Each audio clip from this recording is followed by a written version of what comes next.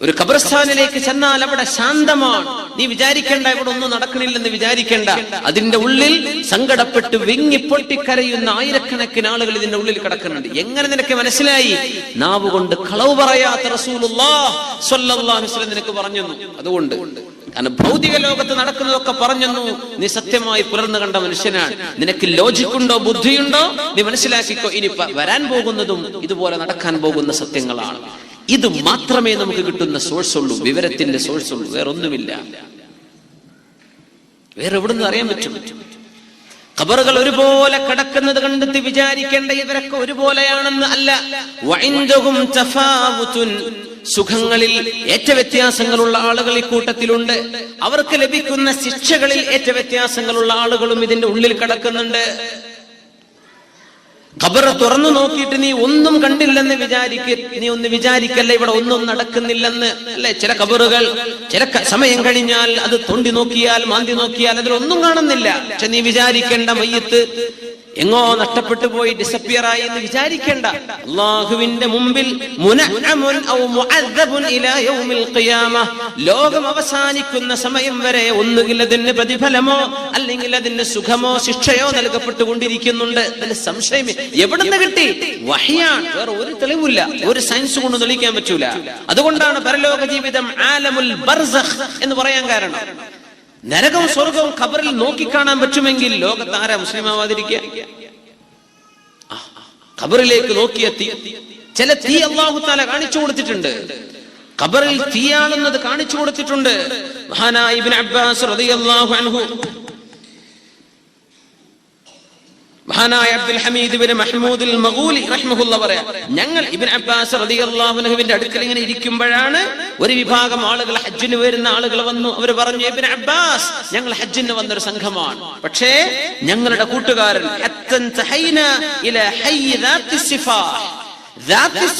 എന്ന മക്കയുടെ പരിസരത്തേക്ക് എത്തിയപ്പോ, മദീനയുടെ പരിസരത്ത് എത്തിയപ്പോ ഇതാ ഞങ്ങളിൽപ്പെട്ട ഒരാൾ രോഗം വന്ന് മരിച്ചുപോയി.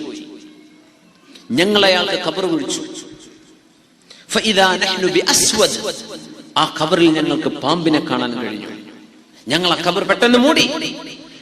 മറ്റൊരു ഖബർ കുഴിച്ചു ഞങ്ങൾ, അവിടെയും കണ്ടു ഞങ്ങൾ സർപ്പത്തെ കണ്ടു. ഞങ്ങൾ അതും മൂടി. ഇബ്നു അബ്ബാസ് മൂന്നാമത്തെ ഖബർ, ഹജ്ജിന് പുറപ്പെട്ട ആളാണ്. അല്ലാഹു തആല ചില അടയാളങ്ങൾ കാണിച്ചു കൊടുക്കും. എന്താണ് പരലോക ജീവിതം? എല്ലാവർക്കും എല്ലാം കാണിച്ചു തരില്ല. അമ്പിയാക്കന്മാർക്ക് കാണിച്ചു കൊടുത്തു, ചില സ്വാലിഹീങ്ങൾക്ക് കാണിച്ചു കൊടുക്കും. അത് മതി ബുദ്ധിയുള്ളവന് മനസ്സിലാവാൻ. ഇത് പരീക്ഷണത്തിന്റെ ലോകമാണ്. ആൻസർ പേപ്പർ ടീച്ചർ കൊടുത്തിട്ട് പരീക്ഷയ്ക്ക് ഇരുത്തിയാൽ ആ പരീക്ഷയ്ക്ക് വിലല്ല. അല്ലാഹു തആല നേരിട്ട് ഇറങ്ങി വന്നാൽ ആരാ വിശ്വസിക്കാതിരിക്കുക? അതുകൊണ്ടല്ലേ മസീഹുദ് ദജ്ജാൽ പുറപ്പെട്ടാ പിന്നെ അതുവരെ വിശ്വസിക്കാത്തവന് വിശ്വസിച്ചിട്ട് കാര്യമില്ല എന്ന് പറയാൻ കാരണം. സൂര്യൻ പടിഞ്ഞാറ് ഉദിച്ചാൽ പിന്നെ തൗബ ചെയ്തിട്ട് കാര്യമില്ല, അല്ലാഹ് സ്വീകരിക്കൂല. ദാബത്തുൽ അർള് എന്ന മൃഗം പുറപ്പെട്ടാൽ ഏതാണ് ആദ്യം വരികയെന്ന് അല്ലാഹു അലം. ഹദീസുകളെ കൊണ്ട് നമുക്ക് ചില സീക്വൻസ് ഒക്കെ മനസ്സിലാക്കാൻ പറ്റുമെങ്കിലും ഉറപ്പില്ല. ആരാദ്യം പുറപ്പെട്ടോ, അദ്ദജ്ജാൽ വദാബത്തുൽ അർള് വതുലൂഉ ശംസി മിൻ മഗ്രിബിഹാ, ഇത് മൂന്നും അഷ്റഫുൽ ഖൽഖ് സല്ലല്ലാഹു അലൈഹി വസല്ലം അവിടുത്തെ പരിശുദ്ധ നാവ് കൊണ്ട് പറഞ്ഞ അത്ഭുതങ്ങളാണ്. ഇത് നടന്ന് കണ്ടാൽ മുസ്ലിമീങ്ങളുടെ വിശ്വാസമാണല്ലോ ഇത്. പടച്ചോനെ, ഇത് മുസ്ലിമീങ്ങൾ പറയുന്ന കാര്യമാണല്ലോ, ഇത് ശരിയായി പുലർന്നല്ലോ, ഞാൻ മുസ്ലിം ആവട്ടെ. വേണ്ട. ലാ തൻഫഉ നഫ്സൻ ഈമാനുഹാ ലം തകുൻ ആമനത് മിൻ ഖബൽ ഔ കസബത് ഫീ ഈമാനിഹാ ഖൈറാ. അതുവരെ വിശ്വസിക്കാത്തവൻ പിന്നെ വിശ്വസിച്ചിട്ട് കാര്യമില്ല. അത് വിശ്വാസമല്ലല്ലോ. ആമന എന്ന് പറഞ്ഞാൽ എന്താ? അല്ലദീന യഹ്മിലൂനൽ അർശ വയുമിനൂന ബി, അർശിനെ ചുമക്കുന്ന അല്ലാഹുവിന്റെ മലക്കുകൾ, ആ മലക്കുകൾ അല്ലാഹുവിൽ വിശ്വസിക്കുന്നവരാണ്. പരിശുദ്ധ ഖുർആൻ എങ്ങനെ? അർശിനെ ചുമക്കുന്ന അല്ലാഹുവിന്റെ മലക്കുകൾ വയുമിനൂന, അവർക്ക് വിശ്വാസമുണ്ട്, ഈമാനുണ്ട്. ആർക്ക്? മലക്കുകൾക്ക്. എപ്പോഴാ വിശ്വാസം എന്ന് പറയാ? കാണുന്നതിനെ പറ്റിയല്ല വിശ്വാസം എന്ന് പറയാ, കാണാത്തതിനെയാണ് വിശ്വസിക്കുന്നത്. അങ്ങനല്ലേ? അങ്ങനെയല്ലേ? കാണാത്തതല്ലേ വിശ്വസിക്കുക. കാണുന്നതിനെ പറ്റി ഷഹാദ, സാക്ഷി പറയാന്ന പറയാ, വിറ്റ്നസ്. അള്ളാഹുവിന്റെ മലക്കുകൾ, അള്ളാഹുവിന്റെ സീറ്റ് ഓഫ് പവർ, അള്ളാഹുവിന്റെ അധികാരത്തിന്റെ സിമ്പൽ അർശ് എന്താണെന്ന് നമുക്കറിയില്ല, എങ്ങനെയാണെന്ന് അറിയില്ല. ആ അർശിനെ താങ്ങി നിൽക്കുന്ന മലക്കുകൾ അള്ളാഹുവിൽ വിശ്വസിക്കുന്നവരാണ് എന്ന് പറഞ്ഞാൽ അവര് പോലും അള്ളാഹുവിനെ അന്നേരം കാണുന്നില്ല, അവരും അള്ളാഹുവിൽ ഈമാനുള്ളവരാണ്. അള്ളാഹുവിനെ കാണുകയല്ല, പടച്ച തമ്പുരാനിൽ അവർക്ക് പോലും ഈമാനുണ്ട്. സുബ്ഹാനല്ലാഹ്, കാണാതിരിക്കുമ്പോഴാ ഈമാൻ എന്ന് പറയാ. അപ്പോ ഖബറും ഞാനും തുറന്നു കാണട്ടെ, എനിക്ക് അവിടെ കൊണ്ടുപോയി മൈക്ക് വെക്കട്ടെ, അവിടെ ഇടിയുണ്ട്, അവിടെ ചവിട്ടുണ്ടെന്ന് ശബ്ദം കേൾക്കും, നീ ഒന്നും കേൾക്കൂല. അത് ചില ആളുകൾക്ക് അള്ളാഹു പറഞ്ഞു കൊടുത്തു. ഈ ഉമ്മത്ത് അത് സ്വീകരിച്ച് മനസ്സിലാക്കി പോന്നിരിക്കുകയാണ്. അതല്ല ആവശ്യം, അതിന്റെ മുമ്പ് നീ വിശ്വസിക്കുക. ചില ആളുകൾക്ക് അള്ളാഹു കാണിച്ചു കൊടുക്കുകയാണ്. ഇബ്നു അബ്ബാസ് റളിയല്ലാഹു അൻഹുവിന്റെ സംഭവം അതാണ്. അവര് പറഞ്ഞു, ഇബ്നു അബ്ബാസ് 3 ഖബറുകൾ കുഴിച്ചിട്ട് 3ലും ഞങ്ങൾക്ക് പാമ്പിനെ കാണാൻ പറ്റി. അസ്വ എന്ന് പറഞ്ഞ വിഷമുള്ള പാമ്പ്, സർപ്പന്റ്, ഭയങ്കരമായ പാമ്പിനാണ് സർപ്പന്റ്. ഇബ്നു അബ്ബാസ് റളിയല്ലാഹു അൻഹു പറഞ്ഞു, എന്താ പറഞ്ഞത്? ദാകൽ ഫിഅലു അല്ലദീ കാന യഫ്അലുഹു, അവൻ ചെയ്ത ചില പ്രവർത്തനങ്ങൾ ഫലമായി അല്ലാഹു കൊടുക്കുന്ന ശിക്ഷയാണത്. നിങ്ങൾ പോയി അതിലേതെങ്കിലും ഒരു ഖബറിൽ അവനെ മറവ് ചെയ്തേക്കണം, മറവ് ചെയ്തേക്ക്. അല്ലാഹുവിനെ തന്നെയാണ് സത്യം. ലൗ ഹഫർതുമുൽ അർള കുല്ലഹാ, ഭൂമി മുഴുവനും നിങ്ങൾ കുഴിച്ചിവന് ഖബറുണ്ടാക്കി എന്ന് വിചാരിക്കുക. ലവജത്തുമൂഹു ഫീഹാ, ആ ഖബറിലെല്ലാം നിങ്ങൾക്ക് പാമ്പിനെ കാണാൻ കഴിയുമെന്ന് മഹാനായ ഇബ്നു അബ്ബാസ് റളിയല്ലാഹു അൻഹു. ഇയാളെ മറവ് ചെയ്തേക്ക്, ഒന്നും ചെയ്യാൻ പറ്റൂല. അവന്റെ ഖബർ ഇതാണ്.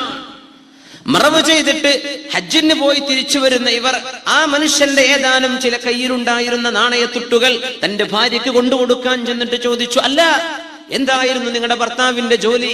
കാര്യങ്ങളൊക്കെ പറഞ്ഞു. ഞങ്ങൾ മറവ് ചെയ്ത് പോരാണ്, മരിച്ചു, ഹജ്ജിലേക്ക് എത്തിയില്ല, ഇങ്ങനെയൊക്കെയാണ്.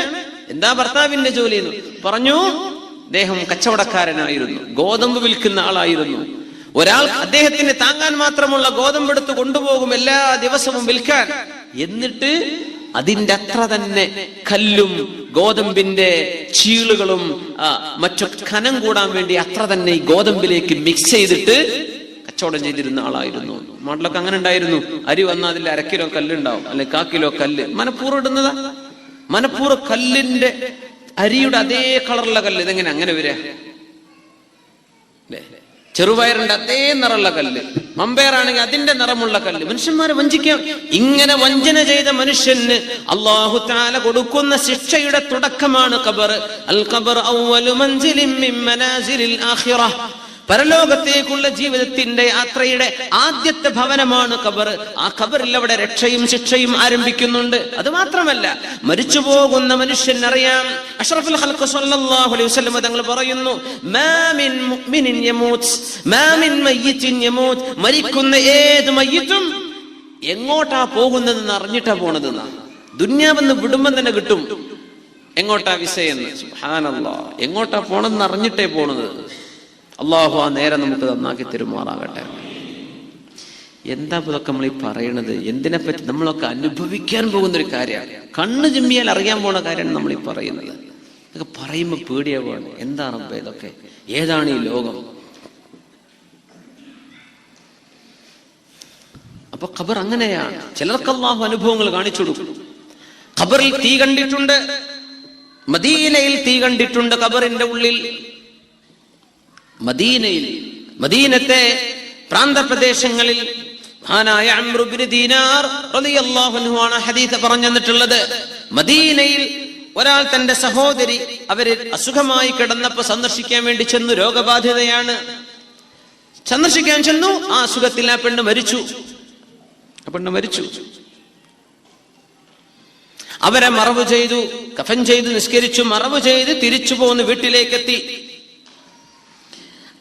തന്റെ ഒരു സഹോദരി, തന്റെ ഒരു ഉഖ്തുൻ ഫീ നാഹിയത്തിൽ മദീന, മദീനയിൽ തന്നെ താമസിക്കുന്ന അദ്ദേഹത്തിന്റെ സഹോദരി. അങ്ങനെ വീട്ടിലെത്തിയപ്പോഴാണ് അറിഞ്ഞത്, പടച്ചോനെ, എന്റെ ഒരു കീസ് ആ ഖബറിൽ വീണ് പോയിട്ടുണ്ട്. എന്ന് പറഞ്ഞ പേഴ്സ് കൊഴിഞ്ഞാടിയിട്ടുണ്ട്, മൊബൈൽ വീണിട്ടുണ്ട്, ഒന്ന് എടുക്കണം. എന്റെ ഒരു കീസ് കൊഴിഞ്ഞു പോയിട്ടുണ്ടല്ലോ പടച്ചോനെ, എന്ത് ചെയ്യും? വളരെ വിലപ്പെട്ട അദ്ദേഹത്തിന് ആവശ്യമുള്ളൊരു സാധനം. അങ്ങനെ ദറൂറത്ത് വന്ന സമയം ഉലമ അത് ഇബാഹത്ത് ചെയ്യും. അദ്ദേഹത്തിന് അത്രക്ക് വിലപ്പെട്ട ഒരു സംഗതിയാണെങ്കിൽ. അങ്ങനെ തന്റെ ഒരു കൂട്ടുകാരനെ കൊണ്ടുപോയി ആ ഖബർ തുറന്ന് തന്റെ നഷ്ടപ്പെട്ടു പോയ കീസ് എടുക്കാൻ ഖബർ തുറന്നപ്പോൾ ഖബർ തുറന്ന മനുഷ്യൻ പറഞ്ഞു തന്റെ സുഹൃത്തിനോട്, തനഹ, ഈ സുഹൃത്ത് തുറന്ന ആളോട്, ഈ സഹോദരൻ, പെണ്ണിന്റെ സഹോദരൻ പറഞ്ഞു, ഒന്ന് മാറി നിൽക്ക്, എന്റെ സഹോദരിയുടെ അവസ്ഥ എന്താണെന്ന് ഞാനൊന്ന് കാണട്ടെ. അങ്ങനെ ഖബറിന്റെ കല്ല് ഒന്നിങ്ങനെ അടർത്തിയെടുത്തപ്പോൾ ഖബറിന്റെ ഉള്ളിൽ തീജ്വാലകൾ ജ്വലിച്ചുകൊണ്ടിരിക്കുന്നത് ഈ മനുഷ്യൻ കണ്ടു. എന്നെ തന്നെ ഖബറുടെ മൂടി തീജ്വാലകൾ. ആരും അവിടെ കെരോസിൻ ഒഴിച്ചു പോയിട്ടില്ല, പെട്രോൾ ഒഴിച്ചു പോയതല്ല, കത്താണ്. ഖബറിന്റെ ഉള്ളിൽ കത്തല് കണ്ടപ്പോൾ ഖബറ് മൂടി വെച്ചു.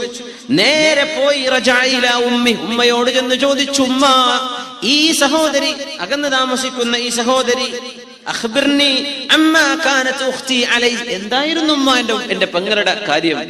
ചോദിച്ചു, മരിച്ചുപോയ മോളെ നീ എന്തിനാ ചോദിക്കുന്നത്? ഉമ്മ, എനിക്ക് നിങ്ങൾ പറഞ്ഞു തരണം.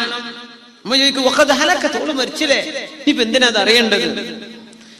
അഖ്ബിരീനി, പറഞ്ഞു തരൂ ഉമ്മ, എന്താണ് എന്റെ സഹോദരിക്ക് പറ്റിയത്? ഉമ്മ പറഞ്ഞു, കാനത് ഉഖ്തുക തുഅഖിറു സ്വലാ, നിസ്കാരം ഇങ്ങനെ നീട്ടിക്കൊണ്ടുപോണ പരിപാടി ഉണ്ടായിരുന്നു. നിസ്കരിക്കൂല സമയത്ത്. വലാ തുസല്ലി ബിതുഹാറത്തിൻ താമ്മ, പരിശുദ്ധ, വളരെ പരിപൂർണമായ ശുദ്ധിയിൽ നിസ്കരിക്കുകയുമില്ല. നിസ്കരിക്കൂല, നിസ്കരിച്ചാൽ തന്നെ എങ്ങനെയെങ്കിലൊക്കെ ഒന്നു കൊടുക്കുക. ഒന്നു കൊടുത്താൽ തന്നെ മുറിഞ്ഞ ഞാൻ മറ്റവരൊപ്പാണ്, ഞാൻ ഈ മസാലക്കൊപ്പ, ഒന്ന് മുറിഞ്ഞിട്ടുണ്ട്, നിന്റെ ഒന്നു ബാത്തിലാണ്, വേറെ ഒന്നെടുക്ക്. അവള് കേൾക്കൂല. അത് നമ്മൾ അമ്മയ്ക്കൂല. മറ്റേ അതീതുണ്ടല്ലോ, അതിനൊക്കെ ആൾക്കാരില്ലേ നിസ്കാരം കൊണ്ട് കളിക്കുന്നത്, വുദൂ കൊണ്ട് കളിക്കുന്നത്. ശുദ്ധിയായി, ശുദ്ധീകരണം പോലും പൂർത്തിയായി ചെയ്യാത്തവളായിരുന്നു. അതുമാത്രമല്ല, അയൽപക്കത്തെ വീട്ടുകാർ ഉറങ്ങിയാൽ വീട്ടുകാരുടെ വാതിൽക്കൽ പോയി ചെവി വെച്ചവൾ കേൾക്കുമായിരുന്നു എന്തൊക്കെയാണ് സ്വകാര്യം അടക്കപ്പറച്ചിലുകൾ. എന്നിട്ടത് അയൽ വീട്ടുകാർക്ക് പറഞ്ഞ് ഏഷണയും പറഞ്ഞ് നടക്കുന്ന സ്വഭാവം നിന്റെ പെങ്ങൾക്കുണ്ടായിരുന്നുവെന്ന് പറഞ്ഞു കൊടുക്കുന്നു. സുബ്ഹാനല്ലാഹ്. അപ്പോഴാ പറഞ്ഞത് എങ്കിലും ഉമ്മ, സഹോദരിക്ക് അല്ലാഹു തആല ശിക്ഷ കൊടുക്കുന്നത് എന്റെ കണ്ണുകൊണ്ട് ഞാൻ കണ്ടു. ഗഫറല്ലാഹു ലഹ, അല്ലാഹു അവൾക്ക് പുറത്തു കൊടുക്കട്ടെ എന്ന് സഹോദരൻ പ്രാർത്ഥിച്ചുകൊണ്ടിരിക്കുകയാണ്. ചില സംഭവങ്ങൾ അല്ലാഹു കാണിച്ചു കൊടുക്കുകയാണ്.